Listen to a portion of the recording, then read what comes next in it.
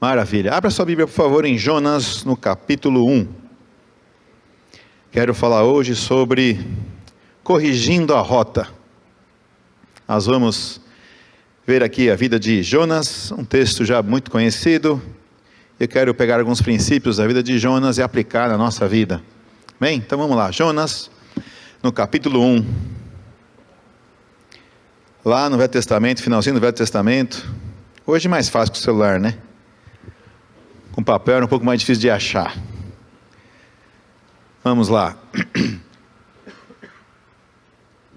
Jonas 1, verso 1. Veio a palavra do Senhor a Jonas, filho de Amitai, dizendo: Dispõe-te e vai à grande cidade de Nínive e clama contra ela, porque a sua malícia subiu até mim. Jonas se dispôs, mas para fugir da presença do Senhor, para Tarsis. E tendo descido a Jope, achou um navio que ia para Tarsis. Pagou, pois, a sua passagem e embarcou nele, para ir com eles para Tarsis, para longe da presença do Senhor. Mas o Senhor lançou sobre o mar um forte vento, e fez-se no mar uma grande tempestade, e o navio estava a ponto de se despedaçar. Então os marinheiros, cheios de medo, clamavam cada um ao seu Deus, e lançavam ao mar a carga que estava no navio, para o aliviarem do peso dela. Jonas, porém, havia descido ao porão e se deitado, e dormia profundamente. Chegou-se a ele o mestre do navio, e lhe disse: Que se passa contigo? Agarrado no sono? Levanta-te e invoca o teu Deus, talvez assim esse Deus se lembre de nós, para que não pereçamos. E diziam uns aos outros: Vinde, e lancemos sortes, para que saibamos por causa de quem nos sobreveio esse mal. E lançaram sortes, e a sorte caiu sobre Jonas. Então lhe disseram: Declara-nos agora, por causa de quem nos sobreveio esse mal, que ocupação é a tua, da onde que vens, qual é a sua terra, e de que povo és tu? Ele lhe respondeu: Eu sou hebreu, e temo ao Senhor, o Deus do céu, que fez o mar e a terra. Então os homens ficaram possuídos de grande temor, e lhe disseram: Que é isso que fizeste? Pois sabiam os homens que ele fugia da presença do Senhor, porque ele o havia declarado. Disseram-lhe: Que te faremos, para que o mar se nos acalme? Porque o mar se ia tornando cada vez mais tempestuoso. Respondeu-lhes: Tomai-me e lançai-me ao mar, e o mar se aquietará, porque eu sei que, por minha causa, vos sobreveio essa grande tempestade. Entretanto, os homens remavam, esforçando-se por alcançar a terra, mas não podiam, porquanto o mar se ia tornando cada vez mais tempestuoso contra eles. Então clamaram ao Senhor e disseram: Senhor, rogamos-te que não pereçamos por causa da vida desse homem, e não faças cair sobre nós esse sangue. Quanto a nós, inocente, porque tu, Senhor, fizeste como te aprouve. E levantaram a Jonas e o lançaram ao mar, e cessou o mar da sua fúria. Temeram, pois, esses homens em extremo ao Senhor, e ofereceram sacrifícios ao Senhor e fizeram votos. Deparou o Senhor um grande peixe, para que tragasse a Jonas. E esteve Jonas 3 dias e 3 noites no ventre do peixe. Aleluia. Vamos por enquanto só até aqui. Vamos orar. Peço que você peça ao Espírito Santo para falar contigo nessa manhã, para que possamos ter a palavra de Deus implantada em nosso coração. Pai, obrigado, porque estamos mais uma vez reunidos como igreja, como família tua, para recebermos a tua palavra e a tua verdade, que transforma, que liberta, que muda a rota, que muda, Senhor Deus, o nosso caminho que não está de acordo com a tua vontade. Pai, eu te peço, fala conosco nessa manhã, que a tua unção seja sobre todos nós aqui hoje, para que possamos receber com um coração, Senhor Deus, pronto para frutificar a tua palavra, com boa terra.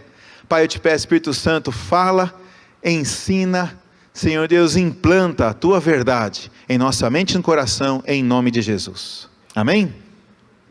Essa história é muito legal, história bem conhecida. Jonas recebe uma direção de Deus. Jonas era um profeta do Senhor, e deliberadamente ele vai fazer outra coisa. Deus chama ele para ir para Nínive, ele deliberadamente vai para Tarsis, para fugir da presença de Deus. É incrível que no texto não mostra a motivação de Jonas.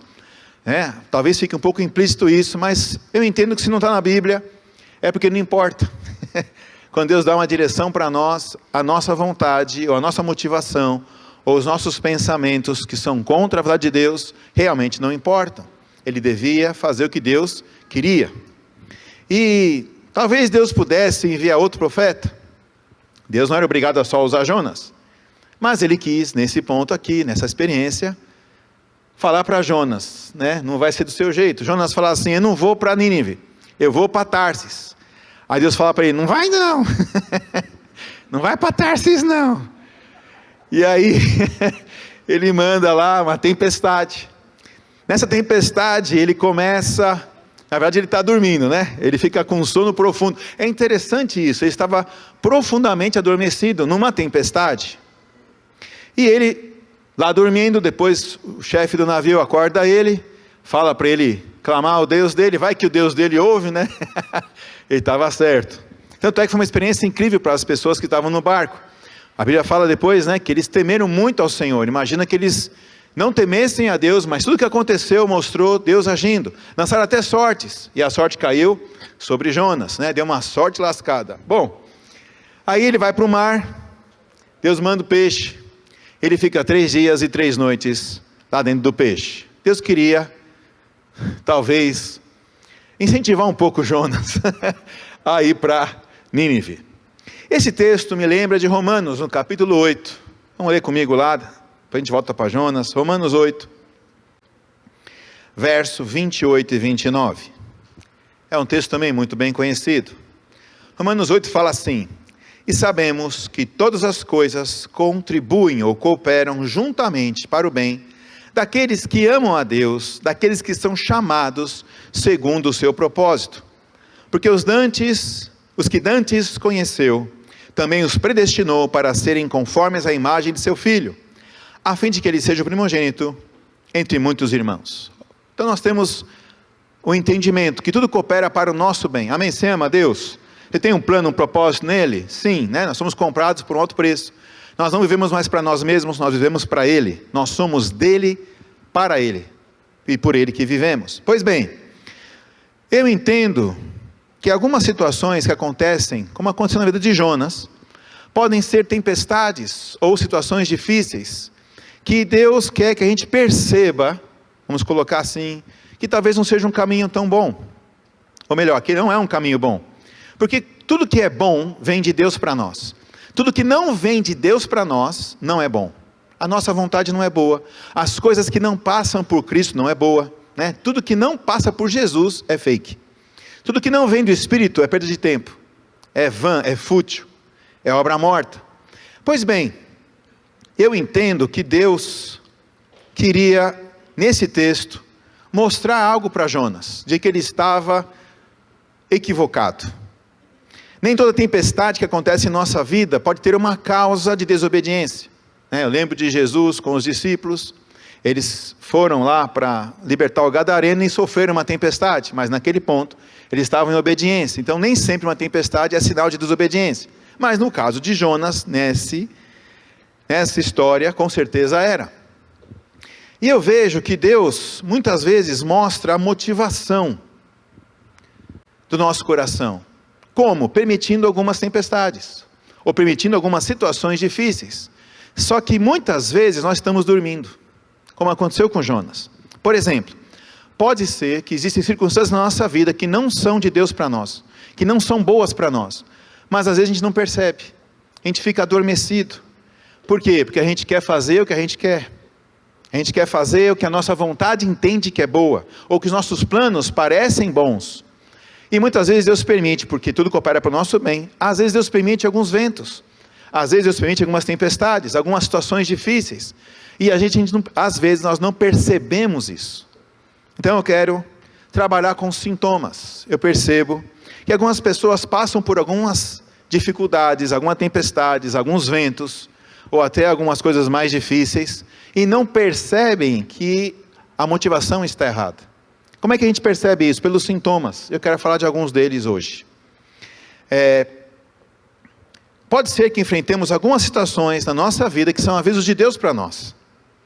Podem existir circunstâncias difíceis em nossa vida, na nossa casa, no nosso casamento, no nosso trabalho, na igreja, nos relacionamentos.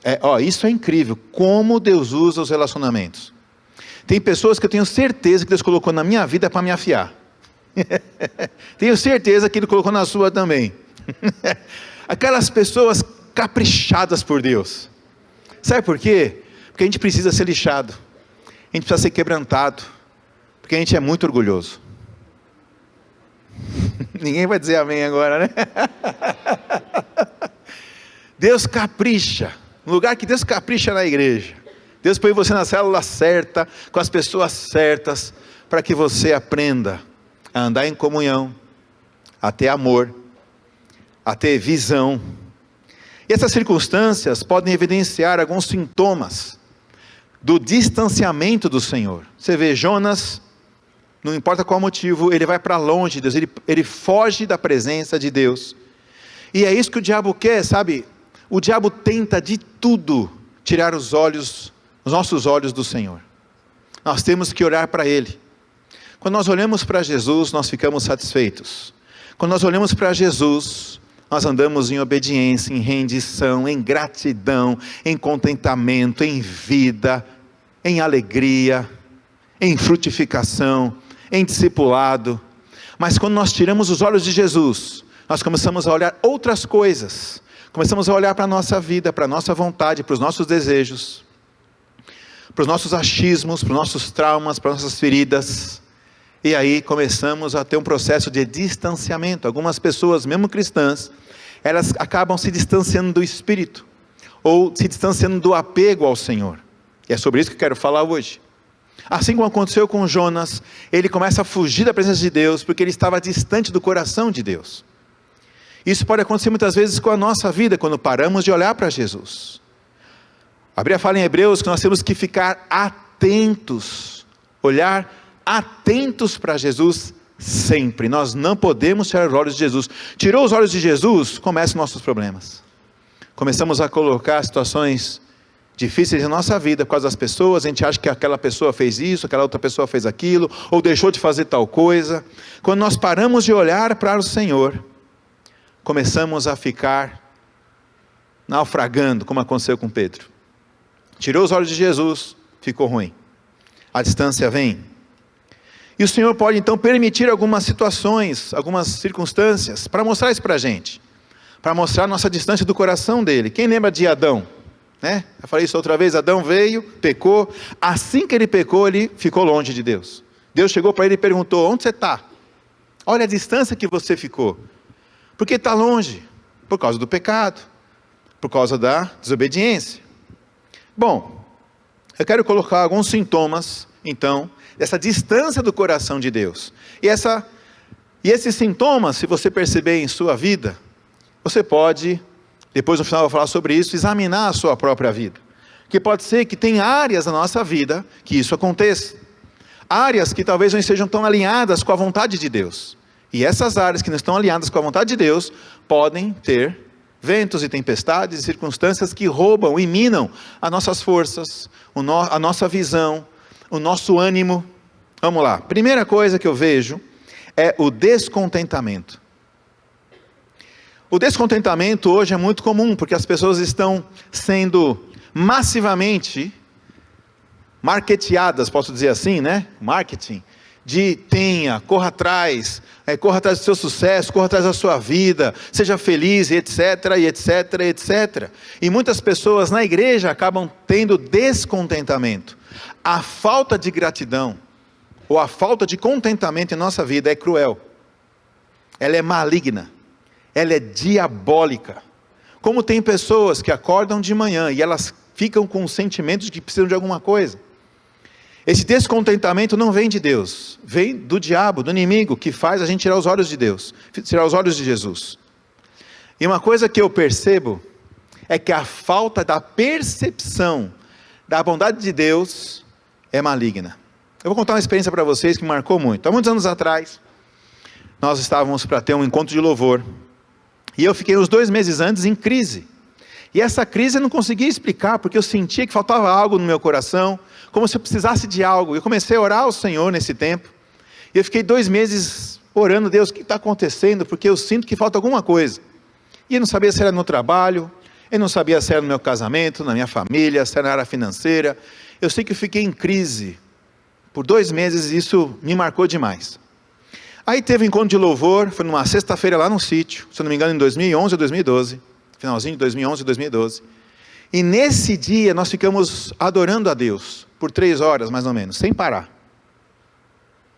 E teve um momento, foi muito marcante para mim isso, teve um momento, a presença de Deus estava tão densa naquele lugar, que eu vi Deus com o rosto na minha frente perguntando, do que você precisa mesmo? Naquele dia, eu entendi que eu não preciso de mais nada, porque eu tenho Ele, eu tenho a presença dEle, nada mais tem valor. E aquele dia eu me arrependi demais, falei, Deus me perdoa, eu não preciso de nada, o que eu preciso eu já tenho, o Senhor, para sempre, simplesmente assim, para sempre. O descontentamento é quando o diabo conseguiu enganar a pessoa, e ela fica olhando para aquilo que Deus não está fazendo, ela fica olhando para aquilo que não deve olhar, e quando ela olha para aquilo que Deus não está fazendo, ela deixa de olhar para aquilo que Deus está fazendo. É a síndrome de João Batista. Essa pessoa se torna infrutífera. Hebreus 13, verso 5 fala assim, conservem-se livres do amor ao dinheiro. Outras versões está a avareza, que é a mesma coisa. Conservem-se livres da avareza. Porque Deus mesmo disse, conservem-se livres do amor ao dinheiro e contente-se com o que vocês possuem ou têm. Porque Deus mesmo disse, nunca o deixarei, nunca o abandonarei. Deus está falando para a gente ser contente e não ser avarento, não amar o dinheiro. Tem que ser livre do amor ao dinheiro. Contentando com o que vocês têm, porque Deus nunca nos abandona, Deus sempre está conosco. Fala assim para o seu vizinho, Deus está sempre com você. Fala para o outro lado, Deus está sempre com você. Só para não esquecer por detrás, Deus está sempre com você. Pergunta, tem alguma dádiva maior do que essa? Tem alguma dádiva maior do que essa? O Criador do universo está com você. O dono da sua vida, do universo, de tudo, que fez tudo. Dono do ouro e da prata, está com você. Do que você tem medo? Por que ficar preocupado, ansioso? Se ficamos assim, alguma coisa está errada. Avareza, ele fala da avareza. O amor ao dinheiro é a raiz de todos os males. Tem muitas pessoas que não percebem que idolatram o dinheiro, o amor ao dinheiro, que é o pecado. Aliás, sobre idolatria, o pastor Marcos ministrou na semana passada, sobre idolatria, como isso é forte. Porque o texto de 2 Timóteo 3, uma coisa muito forte que fala, quando você lê, que os homens são amantes de si mesmos, e tal, a gente lê aquele texto, imagina que aquele texto é do ímpio. Meu irmão, nada na Bíblia é para o ímpio, a Bíblia é para a gente. Aquele texto está falando de gente crente, que começa a ser mais amigo dos prazeres, do que amigo de Deus. Aliás, Tiago também fala isso, até o João citou na ministração, quando você se torna amigo do mundo, você constitui-se inimigo de Deus. Meu irmão, uma coisa que eu aprendi na vida, não é bom ser inimigo de Deus, você vai perder. Vai. Ser amigo do mundo, é ser inimigo de Deus, é não ter o amor do Pai na sua vida. É interessante que para você vencer a idolatria, precisa-se de contemplação ao Senhor, precisa de perceber a bondade dEle, a graça dEle, o favor dEle, o amor dEle, porque quando a pessoa tira os olhos de Jesus, ela não percebe mais o amor, e o pior, ela para de amar também, aí começa a andar em falta de perdão, começa a ficar amarga, crítica. Conhece alguém crítico na igreja? É difícil, é muito difícil, mas de vez em quando você acha um. O pior é quando você acha um que critica a igreja. Nossa, aí esse é terrível. Esse é de misericórdia de Deus mesmo.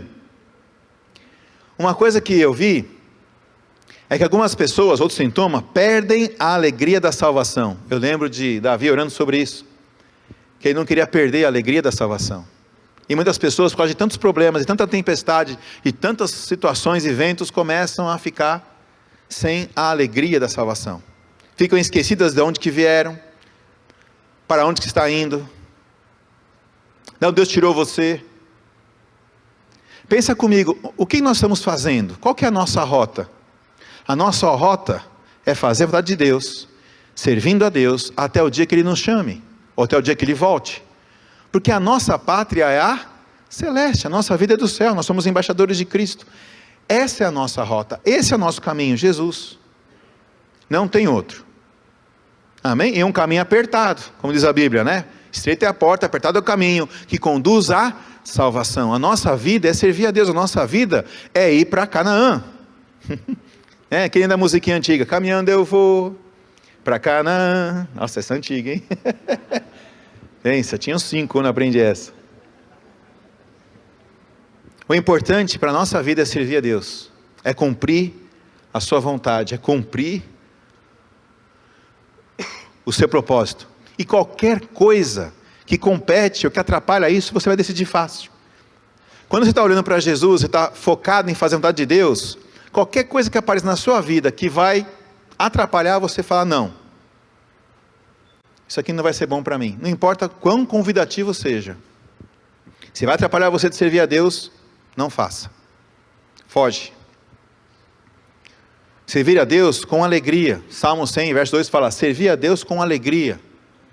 Lembrei de um texto que foi pregado aqui há um tempo atrás, Deuteronômio 28, verso 47. Deus fala assim, porquanto não serviste ao Senhor teu Deus com alegria e bondade de coração, não obstante a abundância de tudo. Ou seja, aquelas pessoas tinham abundância de tudo, e não serviam a Deus com alegria. Às vezes eu vejo líderes assim, líderes que vão servir a Deus sem alegria. Por quê? Porque estão olhando para as coisas erradas, porque estão olhando para aquilo que não precisa olhar. E às vezes até enfrentam situações difíceis, tempestades e ventos, mas não percebem, porque estão dormindo, como Jonas dormia. E quando a gente fica descontente, quando a gente fica distraído, a gente começa a ficar frio, a gente começa a colocar a culpa nas pessoas, a gente começa a esperar, ao invés de esperar em Deus, começa a esperar nas pessoas. Eu fiz e ela não retornou, eu fiz e ela nem agradeceu. Que importa, você fez para quem? Tudo que você tem que fazer é fazer para a glória de... A Bíblia fala isso, fazer tudo para a glória de Deus. É um bom filtro para a gente, não é? Se você faz algo que não é para a glória de Deus, é para a glória de quem?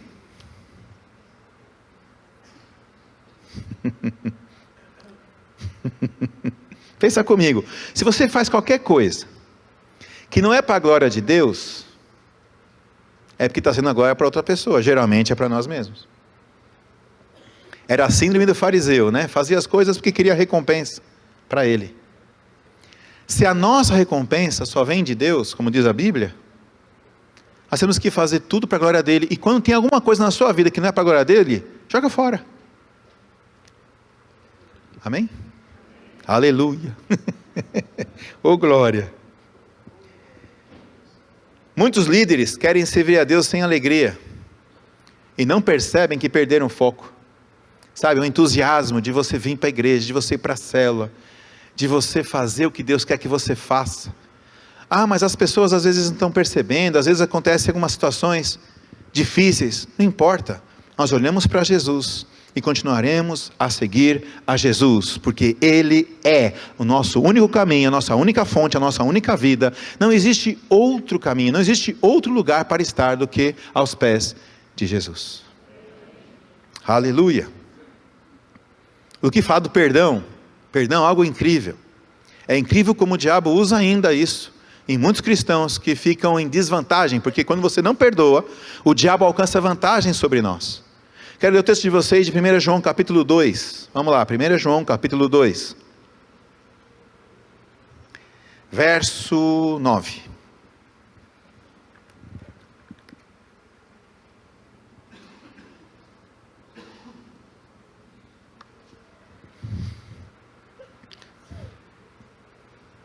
Como isso aqui é forte, gente, olha só. Aquele que diz que está na luz e odeia seu irmão, até agora está em trevas. Aquele que ama a seu irmão está na luz, e nele não há escândalo. Mas aquele que odeia seu irmão está em trevas, e anda em trevas, e não sabe para onde deva ir, porque as trevas lhe cegaram os olhos. Olha que texto forte, que fala o seguinte: se você odeia qualquer pessoa, odeia é não amar, tá? Se você não ama qualquer pessoa, não importa o motivo, não importa a razão, não importa o que ela fez, não importa qual prejuízo ela te deu, quanto problema ela te causou, não importa. Se você não ama essa pessoa, você já está em trevas, e quem anda em trevas não enxerga nada. Ele fala, não sabe para onde vai, a rota já fica esquisita, a rota já mudou faz tempo, porque ela começa a andar num caminho de justiça própria, e a Bíblia fala que a justiça própria é imunda, é trapo de imundícia. Quando nós decidimos confiar em nós mesmos, confiar no nosso braço, e andar em justiça própria, nós perdemos a graça. E aí você percebe, muitas pessoas, elas param de frutificar, elas param de viver a vida de Deus, simplesmente porque pararam de perdoar. E isso para Deus é inadmissível. Não importa o que fizeram, perdoe, ame, vá além, confie em Deus, deixe na mão de Deus. Amém? Aleluia. Um dos sintomas mais cruéis, quando uma pessoa está longe, como aconteceu com Jonas, ela está longe do Espírito Santo, ela não sente mais quando peca. Ou seja, ela erra e começa a não perceber que está errada. Aí fica mais difícil, que aí o orgulho cresce. Aí o estereótipo, da pessoa, ela fica religiosa, crítica, cheia de argumentos, e muitas vezes ela quebra a comunhão. E o sintoma mais importante, ou o sintoma mais terrível, a pessoa para de viver pelo amor. Fala para o seu vizinho, você foi chamado para viver pelo amor. Isso é tão forte na nossa vida, por quê? Porque tudo que fazemos, temos que fazer para o Senhor, para a glória dEle, e a essência do que Ele faz, e pede para nós fazermos, é o amor. Até para servi-lo, devemos fazer em amor. 1 Coríntios capítulo 13, Paulo fala muito sobre isso, Você pode fazer coisas maravilhosas, sem amor, não vale nada. Ou seja, se você faz as coisas, que você acha que faz para Deus, por interesse, também não vale nada. Porque sem amor, meu irmão, não vira. A pessoa que não ama, ou a pessoa que para de amar, ela fica com a mente cauterizada pela mentira, ela fica dura, ela começa a parar de fazer as coisas para a glória de Deus, e quer recompensa natural, ela quer reconhecimento, valorização.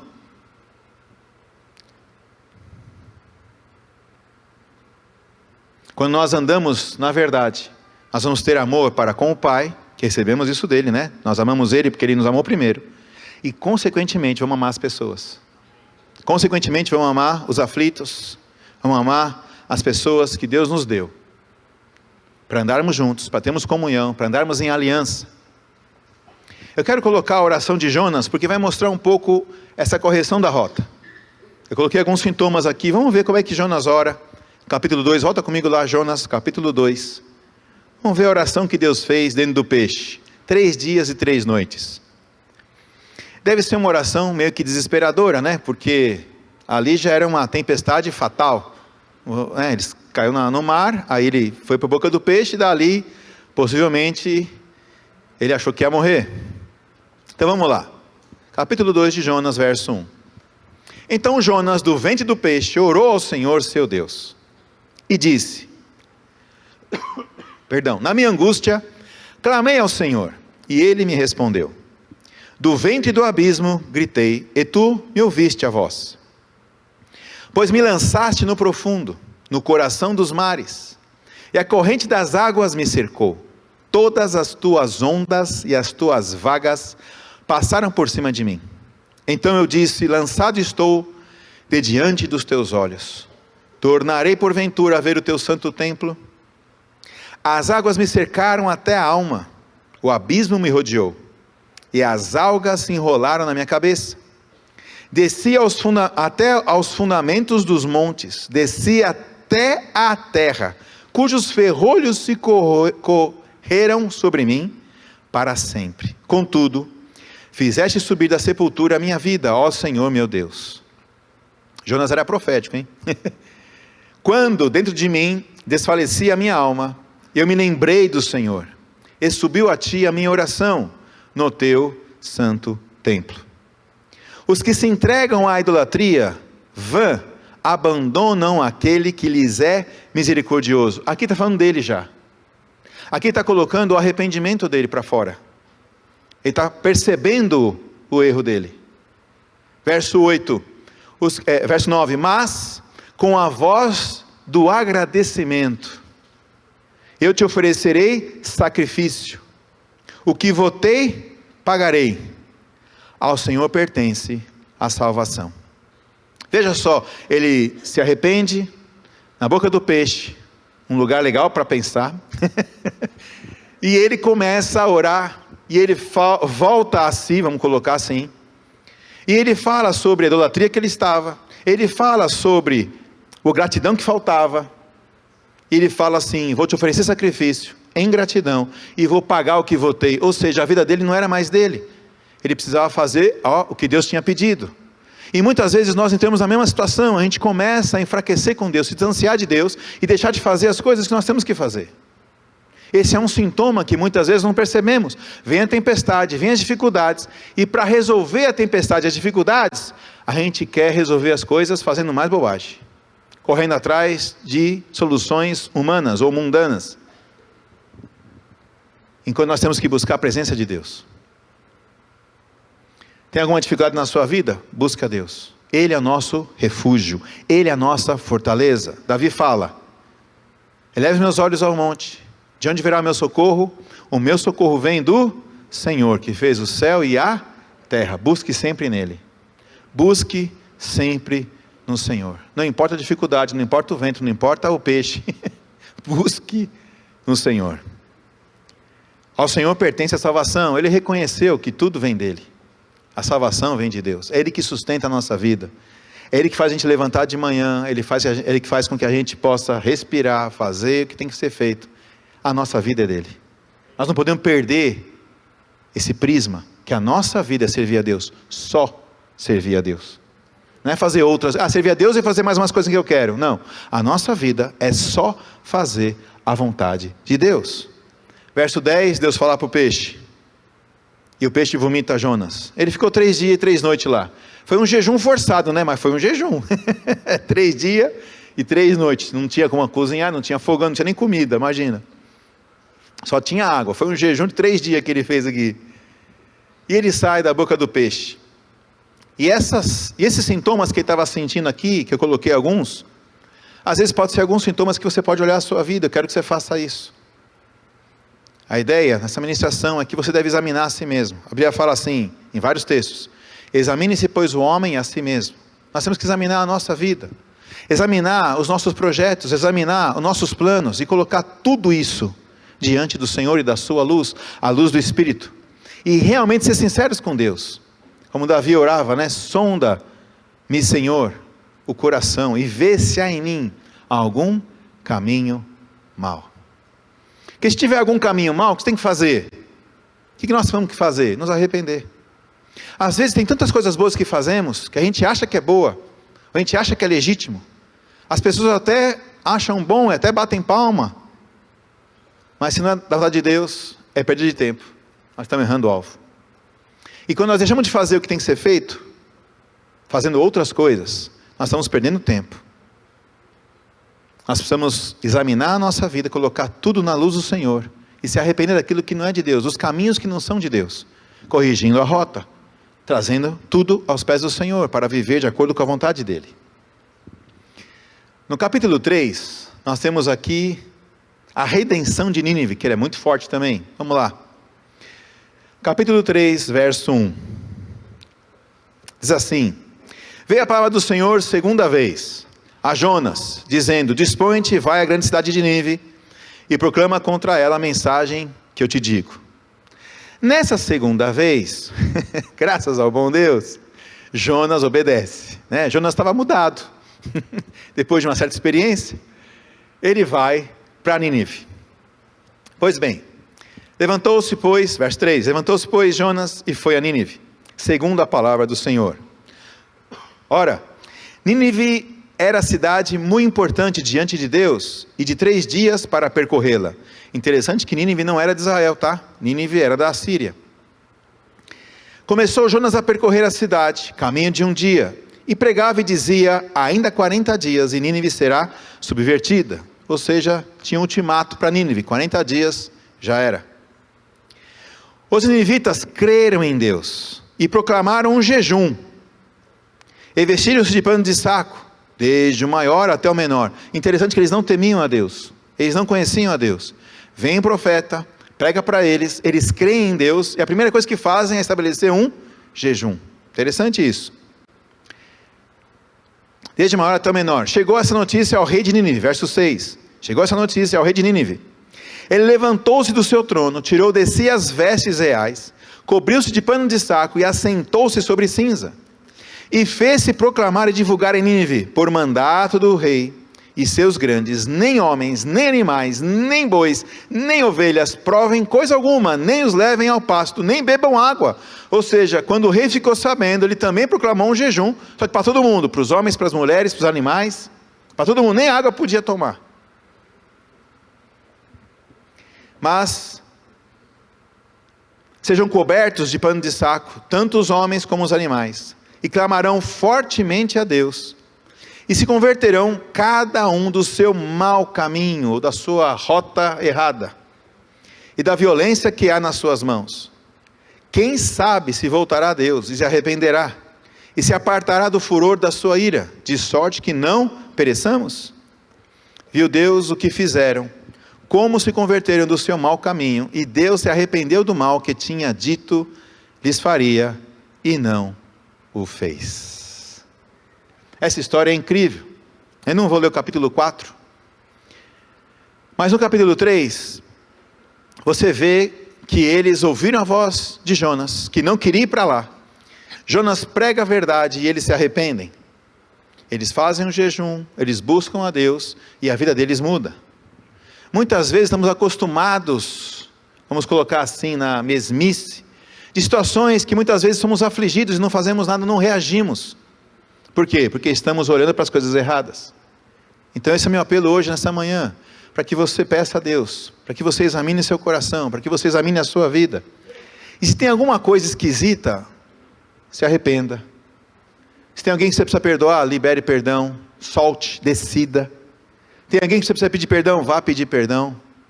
Tem alguém que você precisa resolver, qualquer pendenga, resolva.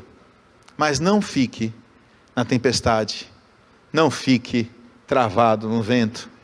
Busque ao Senhor, se entregue a Ele. Nós ouvimos isso desde as primícias, né? Nós temos que correr para a presença de Deus.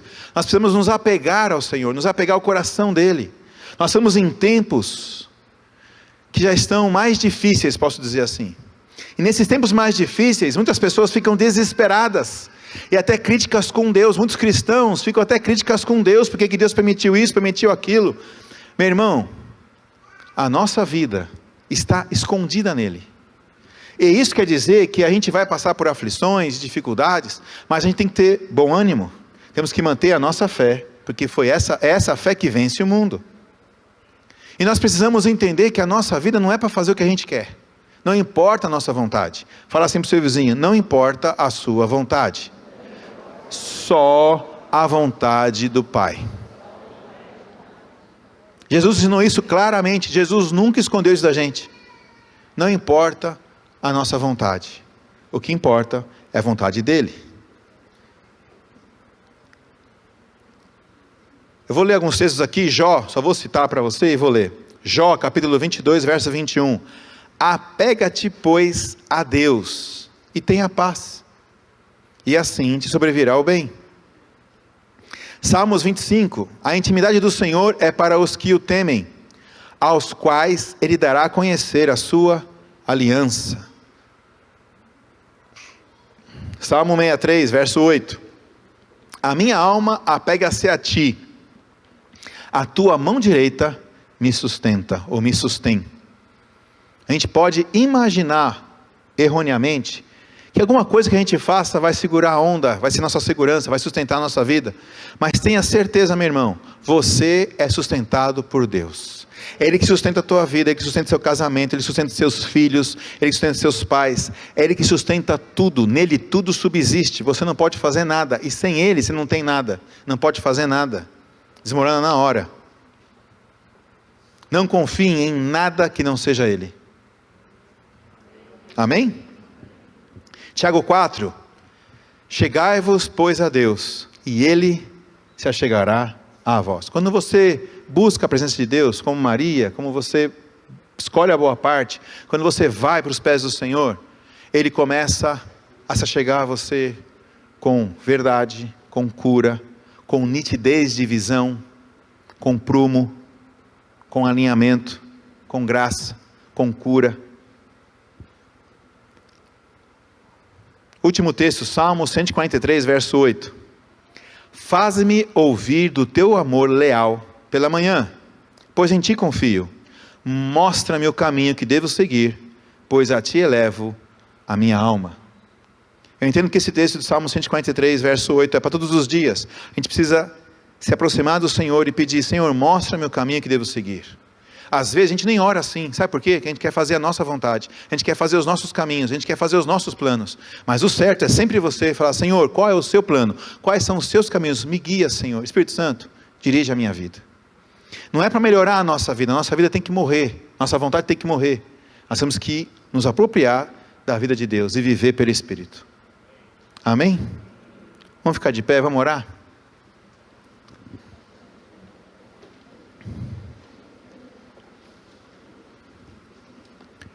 Se eu puder aconselhar você nessa manhã, aconselharia você a jejuar e orar por isso.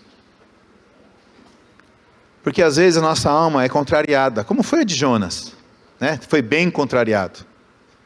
Jonas foi convencido por um grande peixe.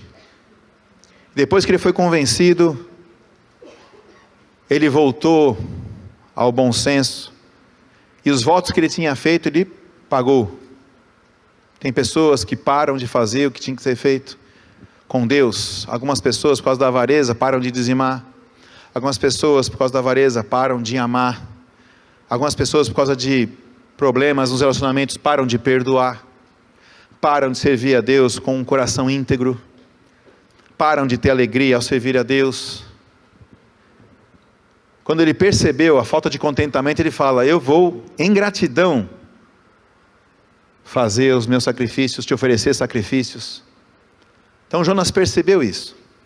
Claro que na boca dentro do peixe. Eu penso que nós podemos fazer a mesma coisa. A gente não precisa estar num peixe para perceber isso. Então peço que você, se você puder, jejuar e orar por isso. Vamos orar por isso? Vamos lá. Senhor, obrigado por essa manhã. Obrigado pela tua palavra, que é tão viva, tão eficaz, tão poderosa em nossa vida. Porque a tua palavra mostra, Senhor Deus, todo engano e sofisma que há no nosso coração. Eu te peço, Espírito Santo, que nesse tempo nós possamos nos apegar a ti, nos apegar à tua vontade e fixar os olhos em ti, Jesus. Espírito Santo, fala conosco. Pai, como aconteceu com Jonas, fala conosco. Pai, mostra-nos a tua vida. Não nos deixe escapar da tua presença. Não nos deixe escapar da tua vontade. É isso que eu te peço, Pai, como o Senhor fez com Jonas, que possamos perceber, nos apegar a ti, perceber a tua vontade, perceber o teu coração, perceber o teu amor, a tua bondade que o Senhor derrama em nós e na vida das pessoas, que possamos viver servindo a ti em amor, amando as pessoas, Pai, trazendo o teu amor para elas, trazendo a tua vida para elas, trazendo o teu coração para elas. Ah, Senhor, todo caminho mau que tem em nosso coração, Senhor Deus, remove, alinha, corrige. É que eu te peço em nome de Jesus, sonda o nosso coração. Senhor Deus, se tem algum caminho mau, como diz o salmista, Senhor, cura-nos. queremos agradar a Ti, queremos viver para Ti, reconhecemos que a nossa vida é só o Senhor, não existe nada nessa terra, nesse mundo que se compara a Ti, não existe nada que é melhor que a Tua presença, não existe ninguém que é maior e melhor que Tu. O Senhor é único, o Senhor é único em nossa vida, o único Senhor, nossa única fonte, nossa única rocha. Como diz em Isaías, outra rocha não há, não há outra rocha que o Senhor conheça.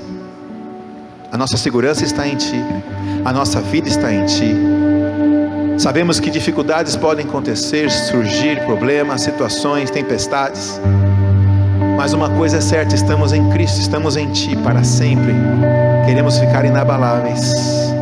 Eu te peço, Pai, sonda o nosso coração e remove todo o caminho mau, em nome de Jesus, seja assim, amém e amém. Deus te abençoe.